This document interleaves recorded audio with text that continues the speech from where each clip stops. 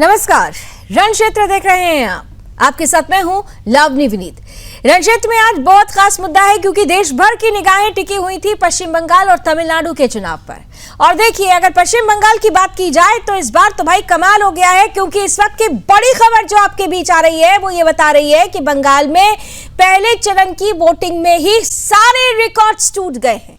पश्चिम बंगाल में रिकॉर्ड तोड़ वोटिंग की खबर आ रही है और यह बताया जा रहा है कि बढ़ चढ़कर लोकतंत्र के इस पर्व में पश्चिम बंगाल की जनता ने हिस्सा लिया है। पश्चिम बंगाल में रिकॉर्ड तोड़ वोटिंग की खबर आ रही है। अब तक जो 5 बजे तक के आंकड़े हैं वो बता रहे हैं कि 90% वोटिंग हुई है पश्चिम बंगाल में, जो पिछली बार की तुलना में कहीं ज्यादा है। शाम 5 बजे तक के आंकड़े आपके सामने हैं जो ये बता रहे हैं कि बंगाल में इस बार क्या बयार बदलने वाली है या फिर वही रफ्तार दीदी तीसरी बार नहीं चौथी बार सत्ता में आने वाली है, जो दमदार दावे उनकी तरफ से किए जा रहे हैं। लेकिन बीजेपी कह रही है कि ये बदलाव की बयार है। फिलहाल जो बड़ी खबर आपकी टीवी स्क्रीन पर है वो ये कि पश्चिम बंगाल में इस बार जो वोटिंग दर्ज की गई है, वोट प्रतिशत दर्ज किया गया है, वो बम्पर वोटिंग है। 5 बजे तक, शाम 5 बजे तक 90% वोटिंग हुई है। और ये कहा जा रहा है कि जब फाइनल आंकड़े आएंगे 7 सवा 7 बजे के करीब, जब फाइनल आंकड़े आएंगे तो वो 90% को भी क्रॉस कर सकते हैं। यानी इस बार बहुत कुछ बड़ा होने वाला है। बंगाल में इसकी सुगबुगाहट तेज हो चुकी है। शाम 5 बजे तक 90% वोटिंग बहुत कुछ कह रही है।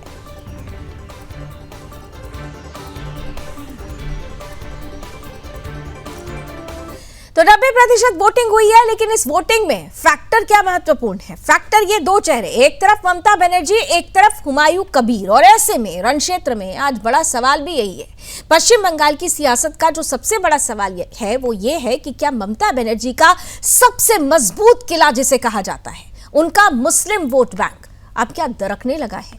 एक तरफ बंगाल की मुख्यमंत्री ममता बनर्जी हैं, जिन पर सालों से यह आरोप लगता रहा है कि वो तुष्टीकरण की राजनीति करती आई हैं। वहीं दूसरी तरफ उन्हीं के सिस्टम से निकला एक ऐसा चेहरा हुमायूं कबीर जो अब खुलकर ममता के खिलाफ मोर्चा खोल चुका है।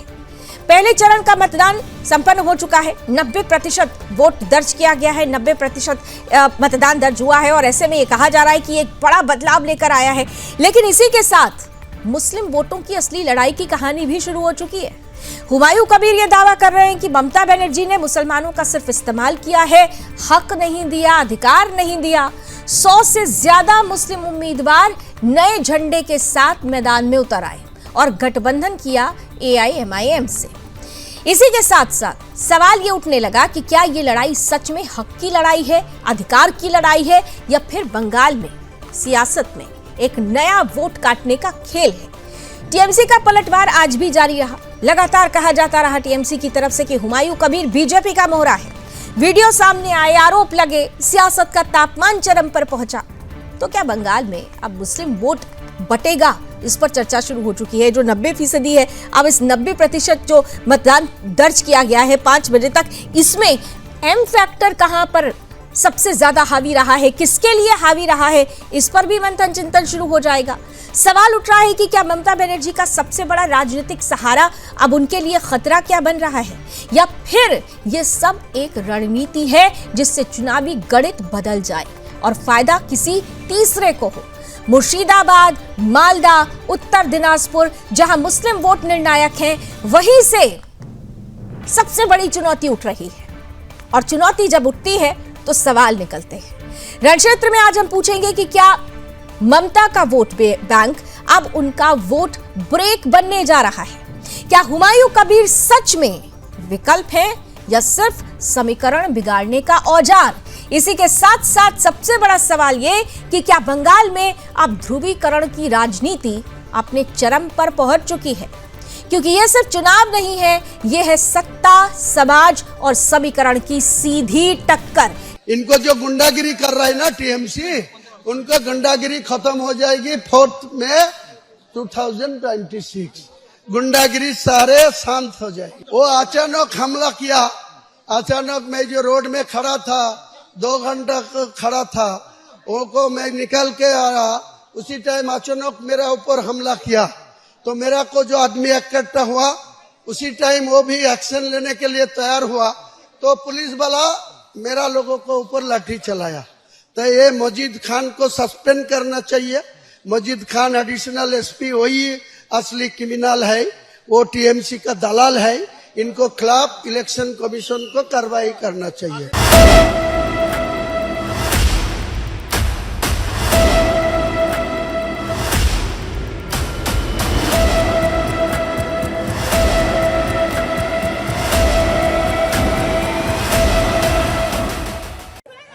परिवर्तन होगा, परिवर्तन सर, होगा, इधर- बिल्कुल होगा, सर। बिल्कुल। यहाँ हिंदू जो हमारी दीदी बहनें रो रहा है, जो इस बार परिवर्तन नहीं होगा तो बंगाल का सनातन खत्म होगा। ना माहौल ठीक है, कंट्रोल है, election commission is doing very better, लेकिन कुछ कुछ तो है, चोट डाकत तो है अभी भी।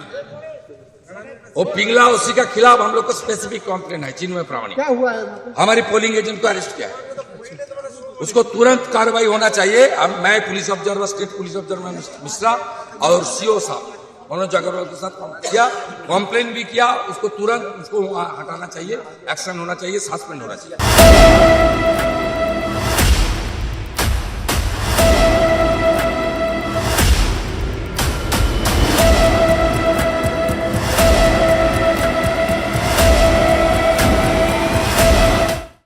तो सुना आपने, बीजेपी कह रही है कि परिवर्तन तो होगा। ये 90% जो वोटिंग दर्ज हुई है, तो क्या ये परिवर्तन की ही जो तस्वीरें अभी से स्पष्ट कर रहा है। वहीं दूसरी तरफ हुमायूं कबीर जिन पर हमला भी हुआ और उन्होंने साफ तौर पर कहा कि ये सब टीएमसी के गुंडे करा रहे हैं। अब ये टीएमसी और बीजेपी के बीच में हुमायूं कबीर का फैक्टर, क्योंकि आज पहला दिन था, पहला चरण था और पहले चरण में ही पश्चिम बंगाल में जब कभी भी विधानसभा चुनाव हुए हैं, इतिहास साक्षी है कि हिंसा की घटनाएं हुई हैं।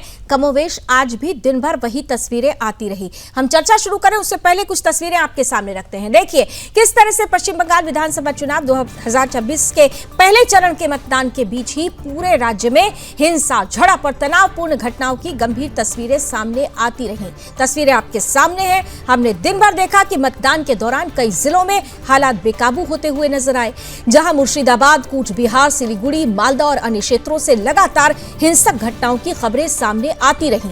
वहीं सबसे बड़ी घटना मुर्शिदाबाद के नौदा क्षेत्र के सामने आई, जहां एजीयूपी यानी कि हुमायूं कबीर की जो पार्टी है, आम जनता उन्नयन पार्टी, उसके प्रमुख और रेजीनगर से उम्मीदवार भी हैं हुमायूं कबीर, उनके काफिले पर लाठी और ईंटों से हमला किया गया। उसे लेकर अभी आपने रिएक्शन भी सुना उनका। इस हमले में उनके वाहन को नुकसान पहुंचाने की कोशिश की गई और इस दौरान टीएमसी और एजीयूपी कार्यकर्ताओं के बीच तीखी झड़प भी हुई। स्थिति इतनी बिगड़ गई कि मौके पर पुलिस अधिकारियों के साथ तनावपूर्ण बहस भी देखने को मिली। हुमायूं कबीर ने इस घटना की उच्च स्तरीय जांच की मांग उठाई। इस बीच अभी यह मामला सामने ही था कि कूच बिहार के तूफानगंज इलाके से भी मतदान के दौरान भारी भीड़ जमा हो गई, जिससे माहौल तनावपूर्ण हो गया। स्थिति को नियंत्रित करने के लिए केंद्रीय सशस्त्र पुलिस बल ने लाठीचार्ज तक किया और भीड़ को फिर नियंत्रित किया गया। आरोप लगा कि कुछ असामाजिक तत्व मतदाताओं को डराने की कोशिश कर रहे थे। वहीं दक्षिण दिनाजपुर के कुमारगंज विधानसभा क्षेत्र से भी गंभीर घटना सामने आई, जहां बीजेपी पर टीएमसी समर्थकों ने बीजेपी समर्थक पर हमला कर उम्मीदवार पर हमला किया। आरोप है कि उन्हें बूथ जैमिंग की सूचना मिलने के बाद वहां पहुंचने पर लाठी और घूंसों से पीटा गया और पुलिस की मौजूदगी में यह हमला हुआ। मालदा जिले से भी ऐसी ही कुछ खबर आई, जहां पर मोताबाड़ी क्षेत्र में बालुआचारा हाई स्कूल स्थित मतदान केंद्र पर ईवीएम में खराबी के बाद लोगों का गुस्सा फूट पड़ा। मतदाताओं ने चुनाव अधिकारी को घेर लिया और उनके साथ हाथापाई की स्थिति तक बन गई। कुल मिलाकर दिन भर ऐसी तस्वीरें आती रही, जहां पर हिंसा और झड़प की तस्वीरें रही। हालांकि ये जरूर देखने को मिला कि अगर आप बीते चुनावों की बात करें, 2021 की बात करें, तो ये जो झड़पें थी वो खूनी संघर्ष में भी तब्दील हुई थी। लेकिन इस बार सुरक्षा बलों ने जिस तरीके से यहां पर कदम उठाया, वो स्पष्ट करता हुआ नजर आए कि मामले को कंट्रोल कर लिया गया। लेकिन इतना जरूर था कि पहले चरण में भी हमने हिंसा का दौर, झड़प का दौर जरूर देखा।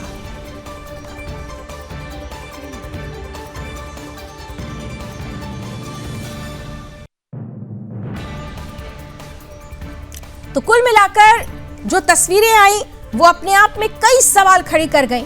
हमने आपको कई जगहों की बात बताई है। हरिश्चंद्रपुर से भी खबर आई, तृणमूल कांग्रेस के दो गुटों के बीच टकराव की स्थिति बन गई, जो बाद में हिंसक रूप में बदल गई। यहां पार्टी कैंप ऑफिस में तोड़फोड़ की गई, झंडे और बैनरों को नुकसान पहुंचाया गया। सिलीगुड़ी के जगदीश चंद्र विद्यापीठ स्थित बूथ पर भी मतदान के दौरान टीएमसी और बीजेपी के कार्यकर्ताओं के बीच झड़प हुई, जिसमें धक्का मुक्की की स्थिति बनी। हालांकि केंद्रीय सुरक्षा बलों ने तुरंत हस्तक्षेप कर स्थिति को नियंत्रित किया। जैसे मैंने अभी आपको बताया कि इस बार जो फोर्सेस थी वो बहुत ज्यादा एक्टिव रही। आसनसोल के उत्तर सीट की बात की जाए तो वहां से भी टीएमसी प्रत्याशी मलय घटक ने गंभीर आरोप लगाते हुए कहा कि मतदान से पहले रात में 5 विशेष ट्रेनें अलग अलग राज्यों से पश्चिम बंगाल पहुंची हैं, जिनमें गुजरात और मध्य प्रदेश से ट्रेनें शामिल हैं। यानी आरोप भी रखते रहे, झड़पें भी होती रही, मतदान की प्रक्रिया भी जारी रही और अंततः जब पहले चरण का चुनाव संपन्न हो गया है तो बड़ी खबर यही बनती है कि 5 बजे तक के आंकड़े 90% हैं। तो जब 7 सवा 7 बजे फाइनल आंकड़े आएंगे तो अंदाजा लगाया जा सकता है कि पश्चिम बंगाल में इस बार लोकतंत्र के इस पर्व को लेकर कितना ज्यादा उत्साह देखने को मिला है। स्वागत करते हैं, भारतीय जनता पार्टी का पक्ष रखेंगे भूपेंद्र यादव जी। तृणमूल कांग्रेस से हमारे साथ जुड़ रहे हैं मोहम्मद तौसीफ रजा जी, साथ ही साथ जाने माने पॉलिटिकल एक्सपर्ट विश्वनाथ मिश्रा जी इस पैनल का हिस्सा हैं और मेरी सहयोगी ब्यूरो चीफ पश्चिम बंगाल संगीता झा भी जुड़ चुकी हैं। चारों का बहुत बहुत स्वागत है, प्लीज स्क्रीन पर लेकर आइए।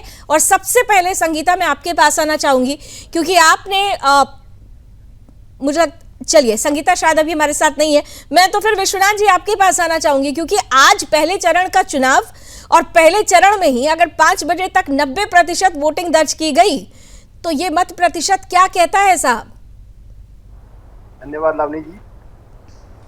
लावनी जी, if 90% voting is any indication, तो ये बता रही है कि एंटी डिस्पेंसेशन लोगों का विचार है, सत्ता पलटने का द्योतक है। प्रधानमंत्री के रोड शो की लाइव तस्वीरें भी जरा दिखाते रहिए। Vishwanath ji please continue.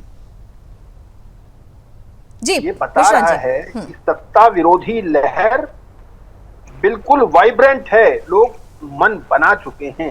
और उससे भी बड़ी बात, जो ये तो बात हो गई केवल पश्चिम बंगाल के परिप्रेक्ष्य, उससे बड़ी बात मैं एक बात कह रहा हूं, जो मुस्लिम वोटों की लड़ाई यहां पर सर्वाधिक थी, सबसे सेंट्रल थी, मुझे लगता है कि वो एक बड़ी चीज है और पैन इंडिया इफेक्ट डालने वाली है।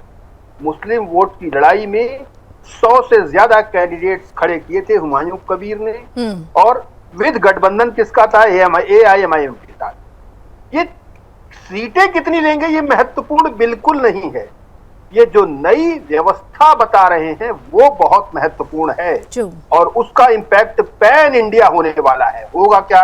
एंटी बीजेपी पार्टीज जो बीजेपी के विरोध के प्लैंक पर मुस्लिम वोट्स लेकर के अब तक सत्ता की मलाई खाती रही हैं, उनकी लीडरशिप के लिए खतरा मंडरा रहा है। मुस्लिम्स अब एंटी बीजेपी प्लैंक के साथ अब उन्हें अपनी लीडरशिप चाहिए, उसकी डिमांड वो बिल्कुल असर्शन के साथ मांग रहे हैं, पूरे दमदारी के साथ मांग रहे हैं। ये बहुत बड़ी खतरे की घंटी है, चाहे उत्तर प्रदेश में समाजवादी पार्टी हो, चाहे बिहार में यादव परिवार की हो, लालू यादव की पार्टी हो, चाहे टीएमसी हो, जितने भी एंटी बीजेपी प्लैंक पर जो मुसलमान वोटों के दम पर कांग्रेस, ऑल ऑफ 2-3 राज्यों में कांग्रेस है, वो बहुत बड़ा मैं खतरा देख रहा हूं। इन सबका किला दरकने वाला है अगर इस चीज में कोई बदलाव नहीं आया या मुस्लिम्स ने कोई बड़ा बदलाव नहीं किया, या ये जो एक्शन जो एलिमेंट्स हैं जो मुस्लिम्स के नई लीडरशिप जो उभरने की कोशिश कर रही, मैं कह रहा हूँ सीटें बहुत आएंगी नहीं, मैं बहुत सीटों की अपेक्षा नहीं कर रहा हूँ हुमायूं कबीर और AIMIM की, लेकिन इनका जो वोट शेयर होता है 5, 10, 15, 20%, वो बहुत मायने रखता है। और हर चुनाव में, बिल्कुल आपने ठीक कहा, हर चुनाव में वोट शेयर बहुत मायने रखता है। और अगर वोट शेयर में अगर थोड़े से भी वोट कटते हैं या इधर उधर डगमगाते हैं तो निश्चित रूप से आने वाले समय में एक बहुत बड़ा बदलाव के संकेत दे रहे हैं। लेकिन यहाँ पर जल्दी से भूपेंद्र जी आपके पास आ रही हूँ, क्या आपको लगता है कि इस बार जो परिस्थिति बनी है, सवाल ये नहीं है, आप भले ही बीजेपी ये कह रही है कि सनातनी सरकार आने वाली है पश्चिम बंगाल में, लेकिन सनातनी सरकार तभी संभव है जब मुस्लिम वोट्स बट रहे हों। क्या आपको यही तस्वीर दिखाई देती है पश्चिम बंगाल में, जो आपके लिए एक पॉजिटिव पॉइंट भी होती हुई नजर आती है? भूपेंद्र यादव जी, एकदम आपने लावणी जी बात तो सही कहा। बंगाल की सम्मानित जनता ने एकदम कमर कस चुका है इस बार की जो है ना, ये जो तुष्टीकरण की राजनीति और धधकता हुआ बंगाल को ममता दीदी ने कई वर्षों से कुंडली मारकर बैठी हुई। तो मैं आपको बता दूं कि इस बार वहां की सम्मानित जनता क्रांतिकारी भूमि की हिंदू हो या मुसलमान, सबने एकदम कमर कस लिया है। और रही बात इनका तुष्टीकरण की राजनीति का, तो लावनी जी मैं आपको बता दूं इनकी तुष्टीकरण की राजनीति का अब अंत होने जा रहा है।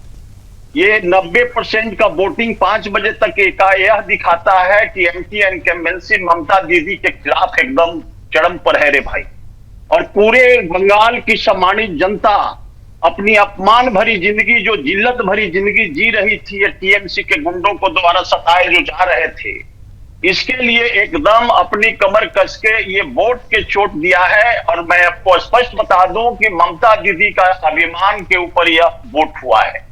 ये ममता दीदी इतनी अभिमानी है कि यही ममता दीदी 2005 में बोलती थी कि जो है ना, बांग्लादेशी और रोहिंग्या मुसलमान के बल पर ज्योति बसु सरकार बना लेते हैं। ये संसद का रिकॉर्ड है लावनी जी। और जब संसद में इसकी बात नहीं सुनी गई तो ये 22 मिनट में 14 बार उस फाइल को जो है ना क्या किया कि फेंक दी सभापति के मुंह पे। और आज वही तुष्टीकरण की राजनीति करके बांग्लादेशी और रोहिंग्या मुसलमान के बल पर ये शासन सत्ता में आना चाहती थी और आई हुई थी, कुंडली मार के बैठी हुई थी। लेकिन इस बार वहां की सम्मानित जनता, जो 70% आबादी है हमारा मूल हिंदुस्तानी, करीब 90%, वो जो है ना हमारा भारतीय जनता पार्टी को जो है ना वोट देने का काम करने जा रहा है। और हमारी Bharatiya Janata party double engine की सरकार, एकदम लॉ एंड ऑर्डर को दुरुस्त करके, सुशासन, रोजगार दे करके, ये हमारा मिशन है। भूपेंद्र जी सुनिए, तो ऐसे में आरोप बीजेपी पर ये लग रहा है कि ठीक है आप सनातनी सरकार कह रहे हैं, लेकिन यहाँ पर स्ट्रैटेजिकली बीजेपी ने हुमायूं कबीर को प्लांट कर दिया है, ये आरोप लगाया जा रहा है। आज जो झड़प की तस्वीरें भी आई, मुझे मतलब याद है कि बीते अगर 3 चुनावों की बात करें तो 2021 की भी बात कर लेते, देखें कि जो झड़पें होती थी वो बीजेपी वर्सेस टीएमसी होती थी और हर बार चुनाव खत्म होने के बाद हम उस पर चर्चा कर रहे होते थे। लेकिन आज क्या हुआ है, ज्यादातर जगहों पर जो खबरें आई हैं वो हुमायूं कबीर की पार्टी वर्सेस टीएमसी की आई और हुमायूं कबीर ने अभी देखिए किस तरीके से जो स्टेटमेंट दिया। तो क्या जो आरोप टीएमसी लगाती है कि BJP has planted Humayun Kabir, इसका जवाब आप क्या देंगे? नो लावणी जी, ये बीजेपी कभी प्लांट नहीं करती। ये ममता दीदी का तुष्टीकरण का उपज है हुमायूं कबीर। आपको मालूम नहीं है, जिस जो है ना नाग को पाली थी ममता दीदी दूध पिला करके, वही नाग इनको आज डसने का काम कर रहा है बंगाल की धरती पर। मैं आपको स्पष्ट बता दूं कि जब तक जाति, पैसा, शराब और जो है ना भाषा के आधार पर वोट डाले जाते रहेंगे, यह देश जो है ना सुशासन और लॉ एंड ऑर्डर कायम नहीं हो सकता। मोहम्मद तौसीफ रजा साहब, ठीक, लेकिन वहां की सम्मानित जनता ने एकदम, आइए जरा अब तौसीफ जी का इसी पर रिएक्शन ले लेते हैं, इसी पर तौसीफ जी का रिएक्शन ले लेते हैं। तौसीफ जी, कौन ज्यादा चैलेंजिंग है आपके लिए? ठीक है भूपेंद्र जी, जरा जवाब लेने दीजिए प्लीज। तौसीफ रजा जी, आपके लिए कौन ज्यादा चैलेंजिंग है, बीजेपी या फिर हुमायूं कबीर की पार्टी एजीयूपी? देखिए, भारतीय जनता पार्टी षड्यंत्र रचने की कोशिश की थी हुमायूं कबीर को लाकर। ऑडियो बढ़ाइए हुमायूं, जी हाँ बोलिए सर, बोलिए आप प्लीज कंटिन्यू कीजिए। भारतीय जनता पार्टी एक षड्यंत्र रचने की कोशिश की थी हुमायूं कबीर को अपने पक्ष में लेकर, हुमायूं कबीर के साथ साठगांठ कर मुस्लिम वोटों को तोड़ने की कोशिश। लेकिन बंगाल की मुस्लिम वोटर्स, बंगाल की जनता, बंगाल का एक ही सिद्धांत है कि बंगाल एक सेकुलर स्टेट माना जाता है और बंगाल में सर जब आप लोग बंगाल को सेकुलर स्टेट कहते हैं तो यहाँ पर सेकुलरिज्म क्या सिर्फ मुसलमानों के लिए था? सेकुलरिज्म की परिभाषा में तो सिर्फ मुस्लिम वोटर्स आते हैं आप लोगों की नजर में। पूरे सेक्युलरिज्म का मतलब अगर आप समझने लगते हैं तो फिर हिंदुओं के पर्वों पर आप लोगों ने बैन नहीं लगाया होता, उसके लिए आप अनुमति नहीं लेनी पड़ती। सेक्युलरिज्म के नाम पे तो आप लोगों ने सिर्फ तुष्टीकरण किया, और आज उसी तुष्टीकरण पर प्रहार हो रहा है। हुमायूं कबीर जैसी लोगों की पार्टी आपके सामने चैलेंज बन रही है। अगर आप मुझे अपने चैनलों में बुलाए हैं तो आप मेरी बात को भी सर, तो मैं आपसे तो सवाल पूछूं ना, सवाल पूछना तो मेरा अधिकार है। जवाब दीजिए। डेमोक्रेसी कंट्री है, आप मेरी बात को भी सुनने की कोशिश बोलिए। आप ये बात बताइए, आपके ही अभी शब्द से मैंने सुना है और आपके चैनल के माध्यम से भी मैंने सुना है, शुभेंदु अधिकारी जी ने अभी किस बात का बयान किया है कि सनातनी का सरकार इस बार आएगा। आप बताइए, तो सनातनी का मतलब हिंदुस्तान में रहने वाला तो हर व्यक्ति सनातनी है। इस देश में मुसलमान हिंदुस्तान में रहने वाला हर व्यक्ति सनातनी है। ये मुसलमान भी, आप कहां से भी निकले, आप जरा थोड़ा सा अपनी कुंडली और बैग में जाकर चेक कर लीजिएगा, आप चेक कर लीजिएगा। ये सनातनी कहने का मतलब ये होता है हिंदुस्तान में रहने वाला हर व्यक्ति सनातनी है, उसका डीएनए सनातनी है। आप ये बात नहीं कह सकते। आप अगर यहाँ बैठकर सुनिए तौसीफ रजा सुनिए, चुना हूँ आप सुनिए सेक्युलरिज्म की आपने जब बात की ना, उसी सेक्युलरिज्म के आईने पर जो आपने धूल जमा रखी थी, मैंने उसे साफ किया, तो आप सनातनी लेकर आ गए। तो सनातनी के बारे में भी समझ लीजिए, इस धरती पर हिंदुस्तान में रहने वाला सनातनी कौन कौन है, ये भी समझ लीजिए। बहरहाल चैलेंज कौन है आपके लिए? भारतीय जनता पार्टी क्या कहती है, मुझे मुसलमानों का वोट नहीं चाहिए। भारतीय जनता पार्टी क्या कहती है, मुझे क्या मुसलमान इस देश का नागरिक नहीं है? मुसलमान इस देश में योगदान नहीं किया? मुसलमान भूपेंद्र जी बैठे हुए, एक नाम लीजिए कि किस नेता ने ये बात कही है, किसने कहा, वो एक नाम बताइए। आप इतिहास को उठाकर देख लीजिए। इतिहास हमने नहीं देखा, आप नाम बताइए, आप नाम बताइए कि किस नेता ने ऐसा कहा कि मुसलमान का वोट नहीं चाहिए। यहाँ तो खुलकर टीएमसी के नेता और कांग्रेस के नेता ये कहते हैं कि मुसलमानों की हम पार्टी है। भारतीय जनता पार्टी कहती है कि मुसलमानों का वोट नहीं चाहिए, और एक तरफ मुसलमानों के हुकूक को बचाने की बात कर रहे हैं। ऐसा है लावनी जी, यदि भारतीय जनता ने कहा, पार्टी नहीं बोलती, नेता ने कहा नहीं चाहिए तो मुसलमानों को आयुष्मान कार्ड नहीं मिलता, मुसलमानों को प्रधानमंत्री आवास नहीं मिलता, मुसलमानों को जारी योजनाएं का लाभ ये है। आज देश में सबसे बड़ा मुद्दा ये है कि देश की बेरोजगारी, देश की महंगाई, देश की बेरोजगारी, देश की महंगाई, महिलाओं का सुरक्षा। 10 सेकंड के लिए आप दोनों को रोकती हूँ, 10 सेकंड के लिए आप दोनों को रोकती हूँ। पैनल, तौसीफ रजा जी की ऑडियो में प्रॉब्लम हो रही है, उनकी ऑडियो अभी तक क्लियर नहीं हो रही है। प्लीज तौसीफ रजा की ऑडियो क्लियर कीजिए। तौसीफ रजा जी, आप थोड़ा सा और लाउड बोलिएगा, आपकी आवाज क्लियर नहीं हो रही थी। आते हैं पॉइंट पर, आते हैं फिर से। एक बात ये तय है भूपेंद्र जी, उन्होंने कहा कि भारतीय जनता पार्टी के लोग ऐसा बोलते रहे, लेकिन मेरा सवाल सीधा ये था कि चैलेंज कौन है उनके लिए, बीजेपी या फिर एजीयूपी? इस पर जवाब नहीं आया, लेकिन क्या वो जो कहने की कोशिश कर रहे हैं बीजेपी? हाँ, अच्छा तौसीफ बोलिए। हाँ, तौसीफ बोलना चाहते हैं कुछ? ना ही भारतीय जनता पार्टी हमारे लिए चैलेंज है, ना ही भारतीय जनता पार्टी हमारे लिए चैलेंज है, ना ही हुमायूं कबीर हमारे लिए चैलेंज है। क्योंकि बंगाल में ममता बनर्जी 15 साल के कार्यकाल में काम के नाम से वोट मांगती हैं, और 15 साल के कार्यकाल में ममता बनर्जी को उनके कामों के अंदाज में उनको वोट मिलेगा। आज 90% वोटिंग परसेंटेज हो रहा है। इस बात का हमें बहुत खुशी है कि आज डेमोक्रेसी को बचाने के लिए बंगाल की जनता वोट कर रही है, बंगाल की एकता को बचाने के लिए, बंगाल के कल्चर को बचाने के लिए। बंगाल डेमोक्रेसी इसको क्लियर कीजिए ना, वो डेमोग्राफी वाली डेमोक्रेसी जो डेमोग्राफी को चेंज करके बनाई गई डेमोक्रेसी है। जिस डेमोक्रेसी को भारतीय जनता पार्टी खत्म करने की कोशिश कर रही है, उसी डेमोक्रेसी को बचाने के लिए भारतीय जनता पार्टी, उसी डेमोक्रेसी को तो हुमायूं कबीर जो आपकी पार्टी से निकले वो आज चैलेंज कर रहे थे, उसी को ही चैलेंज कर रहे थे हुमायूं कबीर। ये तो 2014 में भारतीय जनता पार्टी के साथ दे भी थे।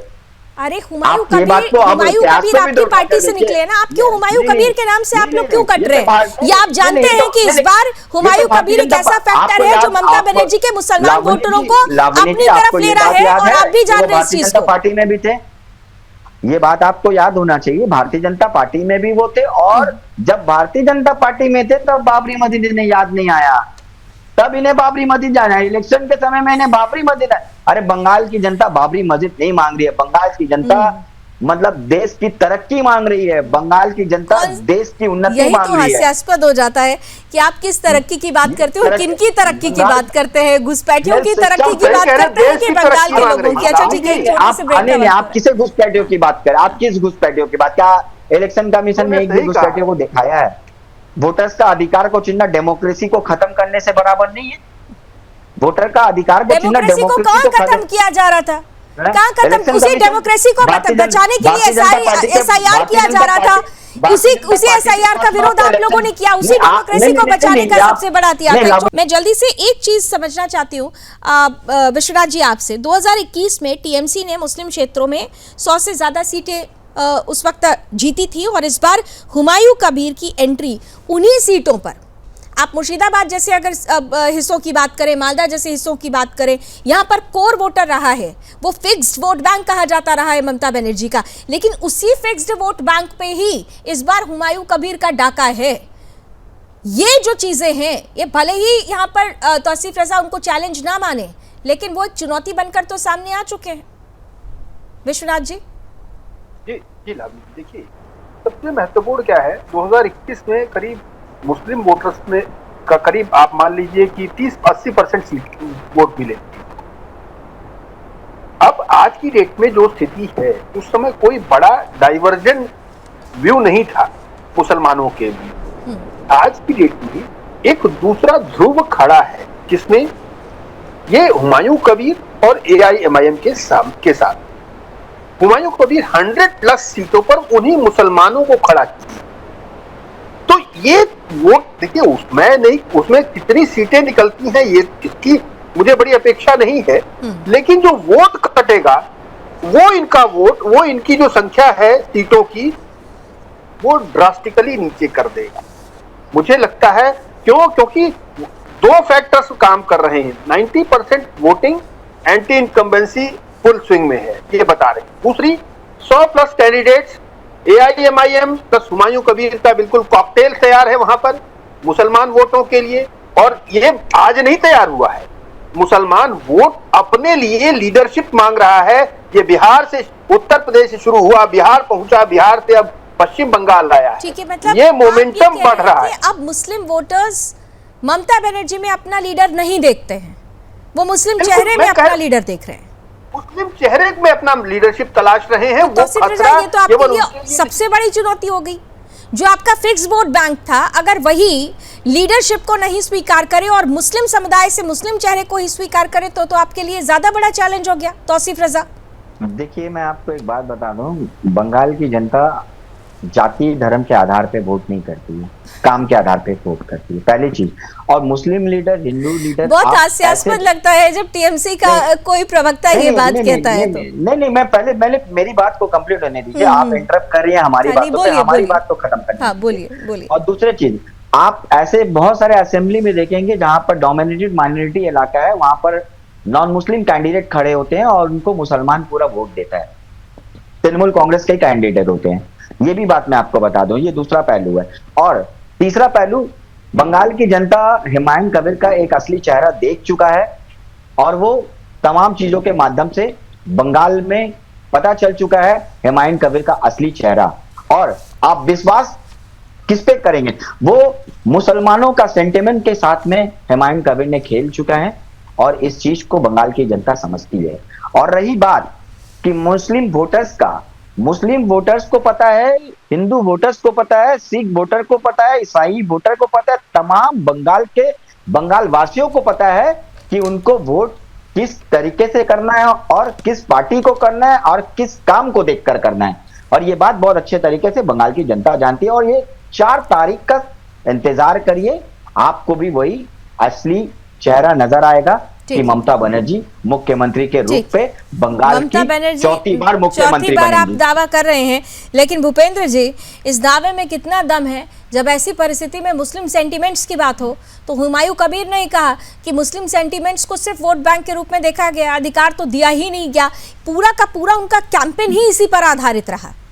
और जब हमने उनकी कैंपेन के दौरान मुस्लिम वोटर्स की जो भीड़ थी, उनके समर्थकों की भीड़ थी, उस वक्त जो प्रतिक्रियाएं आई थी वो साफ तौर पर बता रही थी कि ममता बनर्जी के लिए जो वो परसेप्शन बना रहे थे, उस परसेप्शन से मुस्लिम समाज किस तरह से जुड़ता हुआ नजर आ रहा था। तो ऐसे में ये कह रहे हैं कि कोई चैलेंज नहीं है, काम जो किया है काम बोलेगा। ऐसा आपको भी लगता है क्या भूपेंद्र जी? ऐसा है, मैं आपको स्पष्ट बता दूं कि ये टीएमसी की प्रवक्ता जो गुड बात कर रहे हैं बैठ करके टीवी चैनल पर आपके यहाँ, मैं आपको बता दूं कि ये लोग वही लोग हैं जो तुष्टीकरण और जो है ना भ्रष्टाचार, हिंसा को तरजीह देने वाले लोग। देख लीजिए इलेक्शन में कितना हिंसा हो रहे हैं। ये लोग डीप स्टेट बनाने के फिराक में थे लावनी जी। इस देश की जनता समझ गई समय रहते हुए। ममता दीदी को इस बार जो डीप स्टेट बनाने का जो इनका प्लानिंग था कि बांग्लादेशी और रोहिंग्या को बुला करके इस देश को डीप स्टेट बनाए, तो वैसे डीप स्टेट बनाने वाले जितने इंडी गठबंधन के लोग हों, चाहे तो लालू प्रसाद जी हो, मुलायम सिंह जी के, अखिलेश यादव जी हो, या जो है ना राहुल गांधी जी हो, या स्टालिन हो, ये सभी लोगों का देख लीजिएगा मटिया मेट हो जाएगा। और मैं स्पष्ट कहना चाहता हूं लावनी जी कि यदि देश तुम्हारा तो डर कैसा, यदि देश तुम्हारा नहीं तो घर कैसा। अब बंगाल की समानी जनता डेमोग्राफी को बदलने नहीं देगी। वहां की सनातनी एकदम जग चुकी है, कमर कस चुकी है। और जो ये वोटिंग हुआ है आज 90%, इसका ये प्रमाण है लावनी जी कि सम्मानित जनता वहां का 90% जो वहां की मूल निवासी है वह है कि इस बार ममता दीदी को जो है ना जड़ से उखाड़ करके फेंक देंगे और तुष्टीकरण और हिंसा और भ्रष्टाचार से कोई बर्दाश्त समझौता नहीं करेगी वहां की जनता। और वहां की सम्मानित जनता भारतीय जनता पार्टी और सनातनियों में विश्वास करके वोट डाल दिया है मेरे भाई। अब रही बात ये खाली बोलते रहे, 4 तारीख को एकदम 4 मई को जो है ना ममता दीदी गई, वहां की सम्मानित जनता एकदम। लेकिन भूपेंद्र जी एक चीज समझा दीजिए, भूपेंद्र जी एक चीज समझा दीजिए कि एक तरफ हुमायूं कबीर अगर टीएमसी के खिलाफ कैंपेन कर रहे थे, तो उन्होंने एक और बड़ी महत्वपूर्ण बात कही थी। उन्होंने कहा था कि ममता बनर्जी अब हिंदू तुष्टीकरण करने लगी हैं। तो वो हिंदू तुष्टीकरण की बात करके वो कहीं ना कहीं से एक तीर से तो 2 निशाने कर रहे थे। और उसका एक जो एक निशाना था अगर ममता बनर्जी की तरफ से था तो दूसरा निशाना तो आपके लिए भी था, हिंदू तुष्टीकरण जोड़कर। देखिए मैं आपको स्पष्ट बता दूं लावणी जी कि ममता दीदी डुअल पॉलिसी खेलती है। ममता दीदी के पास में अब कुछ रहा नहीं। वो नहीं, ये ममता बनर्जी की पार्टी ने नहीं कहा, ये हुमायूं कबीर की पार्टी ने, हुमायूं कबीर ने खुद कहा कि ममता बनर्जी हिंदू तुष्टीकरण करने लगी हैं। मुसलमान वोट बैंक को रिझाने के लिए उन्होंने ये बात कही, लेकिन हिंदू के नाम पर उन्होंने एक तीर से 2 निशाने कर दिए। एक तरफ टीएमसी को, ममता बनर्जी को टारगेट किया और दूसरा निशाना आपकी तरफ भी था। देखिए बात ऐसा है कि हुमायूं कबीर जो है ना अब जो है ना वो बांग्लादेशी के वोट पड़ासी थे। ममता दीदी तो सही मायने में कमजोर होने जा रही है, क्योंकि जितना बांग्लादेशी, रोहिंग्या और जो है ना मुसलमान का वोट था वो हुमायूं कबीर की ओर जाता हुआ दिख रहा है। अब ममता दीदी की छटपटाहट बढ़ गई। तो ममता दीदी के बारे में यदि वो कह रहे हैं हिंदू तुष्टीकरण, तो हिंदू तुष्टीकरण तो होता ही नहीं है। वो तो खुद मुस्लिम के गोद में बैठ करके दिन रात जो है ना खेलती है। ममता दीदी क्या बात करेगी या चाहे हुमायूं कबीर क्या बात करेगा, दोनों जो है ना एक काउंटर आंसर करेंगे। ये लोग काउंटर। मैं आपको स्पष्ट बता दूं कि हमारी देश की सम्मानित जनता, बंगाल की सनातनी भाई हमारा एकदम एकजुट होकर के भारतीय जनता पार्टी को डबल इंजन की सरकार बना करके वहां सुशासन लाए। Counter answer. और राज्यों में, तमाम राज्यों में बी टीम के तौर पर कभी एमआईएम को, कभी हुमायूं कबीर को लेकर तो राजनीति आप लोग करते हैं। और आपके ही कुछ समय पहले आपने वीडियो देखा था, आप लोगों ने देखा था किस तरीके से शुभेंदु अधिकारी के लिए हुमायूं कबीर बोल रहे थे कि आप मुझे इतना पैसा दे दो, और ये तमाम चीज का वीडियो आपके सामने भी नजर आता है, तमाम वीडियो आपके सामने भी नजर आता है। और आप कह रहे हैं कि इस बात में बेबुनियाद बात है, ये बेबुनियाद बात है। और तमाम चीजों में बंगाल के लोगों को ये बात पता है। बंगाली अस्मिता की बात तुम करोगे, बंगाल की संस्कृति की बात मत करिए। आपसे बंगाली संस्कृति को जानती है, आपसे कलर ममता बंगाली संस्कृति को जानती है, आपको समझाने की जरूरत नहीं है, आप ये बात समझाने की जरूरत नहीं है, क्योंकि आपको ये बात समझाने की जरूरत नहीं है। बंगाली संस्कृति ममता बनर्जी बहुत अच्छे तरीके से जानती है, बंगाल की जनता ममता बनर्जी माटी मानुष, माँ माटी मानुष याद है हमें। हाँ, ये हकीकत है, ये माँ माटी मानुष की माँ माटी मानुष, और माँ माटी मानुष के नाम पर ही क्या होता रहा, माँ के साथ क्या होता रहा दुर्गा पूजा के दौरान हमने देखा, माटी के साथ क्या होता रहा, उसी जमीन पर किस तरह से लैंड जिहाद होता रहा, और मानुष के साथ अगर आप जोड़ते हैं तो क्या हुआ है वहां पर। अब उत्तर प्रदेश मत पहुंचिए साहब, उत्तर प्रदेश की बात छोड़ दीजिए, अभी पहले आप अपने राज्य की बात करिए, पहले आप अपने राज्य की बात करिए, आप पहले अपने राज्य की बात करिए। आपको जब अपने राज्य में आपके ऊपर उंगली उठती है तो आप दूसरे राज्यों की तरफ उंगली करने लगते हैं। आप पहले अपने राज्य की बात करिए, पहले अपने राज्य पर आइए, पहले अपने राज्य की बात करिए कि आपके राज्य में क्या हुआ। आपके राज्य में तो जय श्री राम कहने पर ममता बनर्जी ने चाबुक चलवा दिया था, आपके राज्य में तो जय श्री राम कहने के नाम पर घरों को जला दिया गया था। आपके राज्य में ममता बनर्जी के नेतृत्व में किस तरीके से जब शोभा यात्राएं निकल रही थी और उन पर पत्थर बरसाए गए थे, तो ममता पीड़ितों के साथ नहीं खड़ी थी, पत्थर बरसाने वालों के साथ खड़ी थी। आप यहाँ बैठकर साहब अब लेक्चर मत दीजिए, पहला चरण बहुत कुछ कह रहा है, आप दूसरे चरण का इंतजार करते हैं। विश्वनाथ जी ये डिबेट बहुत लंबी जाएगी, लेकिन ठीक है। उनका पॉलिटिकल नारा क्या है? कुछ नहीं है पॉलिटिकल नारा सर अभी जनता बता देगी 4 मई को किसको कितना हो गया। विश्वनाथ जी आ रही हूँ सर, रुक जाइए, मेरी बात सुन लीजिए। बताइए। बंगाल में दुर्गा पूजा होता है, ईद होता है, दिवाली होता है, मुहर्रम होता है, छठ पूजा होता है, कि रामनवमी में क्यों झगड़ा होता है? रामनवमी में सांप्रदायिक हिंसा क्यों होता है? कि ये लोग राम के नाम को बदनाम अरे यहाँ तो दुर्गा पूजा में पंडालों में घुसकर माँ दुर्गा की प्रतिमाओं को किस तरीके से शत विक्षत किया गया है, ये तक देखा गया है। क्या बात कर रहे हैं साहब, क्या बात कर रहे हैं आप? इतिहास उठाकर देख लीजिएगा। विश्वनाथ जी चलिए ठीक है, both pointed out please only. Vishwanath ji SIR का मुद्दा बहुत ज्यादा हावी रहा है। क्या आपको लगता है कि ये जो 90% का टर्नओवर आया है, या फिर हम M फैक्टर की अगर बात कर रहे हैं, मुस्लिम फैक्टर की बात कर रहे हैं, SIR का जो मुद्दा रहा है वो हावी रहा है पहले चरण में भी अगर हम बात करें तो? देखिए, इतना वोटर टर्नआउट ये छोटी संख्या नहीं, उसका इम्पैक्ट बिल्कुल थोड़ा सा है। एक संख्या कम हुई है तो थोड़ा सा तो बढ़ना था, लेकिन अब तक का अगर विधानसभा चुनाव का वेस्ट बंगाल का इतिहास देखें तो सबसे बड़ा टर्नआउट कब हुआ था? 11 में हुआ था, जब वामपंथ का किला ढह गया था, तो 84% वोट पड़े थे। अब अगर उसके बाद फिर निरंतर कम हुआ, फिर 16 में 83% हुआ, फिर 21 में जो है आपका करीब 81% वोट था। यानी जो मैक्सिमम वोट था जब वामपंथ का किला ढहा। अब उसके बाद कितने % आया? 90%। अगर 90% आ रहा है वोट शेयर, तो ये कहानी क्या कहती है? सामान्य सी बात है, वामपंथ गिरा मैक्सिमम वोट शेयर से, अब क्या गिरेगा? 90%। चलिए दूसरी चीज सबसे महत्वपूर्ण, 20 सेकंड्स में कंप्लीट कर लीजिए। इन्होंने कहा, TMC प्रवक्ता ने कहा कि भाई बंगाल की जनता देश की तरक्की मांग रही है। स्टेटमेंट इन्होंने बिल्कुल ठीक कह दिया कि बंगाल की जनता तरक्की मांग रही है, शायद जो अब तक नहीं हुई। तो मुझे लगता है शायद इसीलिए 90% जो वोट शेयर है, ठीक है, तो ये माना जाए कि क्या ये बदलाव की बयान है? ठीक है, 4 मई का इंतजार कर लेते हैं, 4 मई का इंतजार करते हैं। अभी दूसरा चरण भी बाकी है, चलिए बहुत बहुत धन्यवाद आप सभी हमारे साथ जुड़े। और आज की जो तस्वीरें आई वो बहुत दिलचस्प रही हैं। पहले चरण के चुनाव की अगर बात की जाए तो निश्चित रूप से पहले चरण ने ये बता दिया है कि बदलाव की जो पश्चिम बंगाल की जनता है वो बदलाव चाहती है, और वो बदलाव अगर तरक्की के नाम पर होता है, और वो बदलाव अगर मुस्लिम वोटर्स का जो ध्रुवीकरण पहले हुआ करता था, अब जो जिस तरीके से मुस्लिम वोटर्स बट रहे हैं, वो जो एक बदलाव आया है, वो बदलाव भी क्या आने वाले समय में जब परिणाम आएंगे उसमें निर्णायक उसकी भूमिका रहेगी, ये भी बहुत दिलचस्प होने वाला है। कुल मिलाकर पहला चरण हो चुका है, इंतजार अब दूसरे चरण का है। रण क्षेत्र में भी बस इतना ही। देश और दुनिया की तमाम खबरों के लिए आप जुड़े रहिए सुदर्शन न्यूज के साथ। जय हिंद।